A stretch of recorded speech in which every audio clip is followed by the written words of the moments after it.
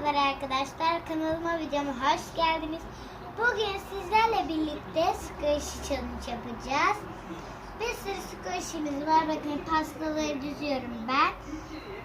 Dondurmamız var ve böyle poşette bir tane hamburgerimiz var. Ama bir sürü böyle hamburgerimiz var çeşit çeşit. Şimdi ben onları dizeceğim. Sonra da sizlerle birlikte videomuza başlayacağız. Şimdi bu videoda annem de bana eşlik edecek. Bir yandan videoyu bir yere sahip tutacağız. Annem de benim yanımda videoyu çekecek. Evet, nasıl arkadaşlarım, böyle bir squishy'lerimiz de var. Böyle güzeller, çok güzeller. Size en sonunda göstereceğim bunları. Evet, bir de böyle dondurmalarımız var arkadaşlar. Bunlar da çok yumuşak. Hani başka videolarda çekiyorum ya ben. O yüzden bugün de dedim ki içimden bütün videolarım var, squishy videom niye yok dedim. Kendim de squishy videosu çekeceğim bugün.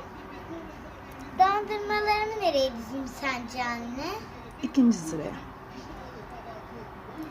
Annem de hasta arkadaşlar. Benim için videoyu çekiyor. Ben ısrar ettim ona. O da tamam kızım dedi. Beni ezmedi.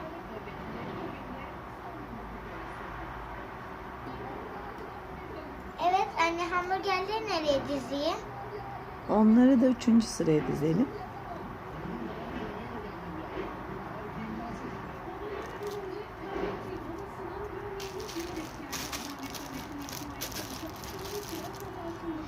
Evet arkadaşlarım, videomu hazırladım, böyle göstereyim. Bunu da birden söktüm.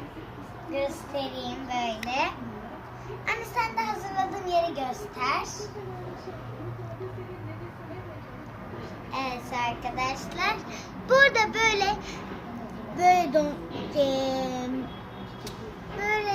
tatlılarımız var. Bunlar yuvarlak, bunlar kare şeklinde tatlılar.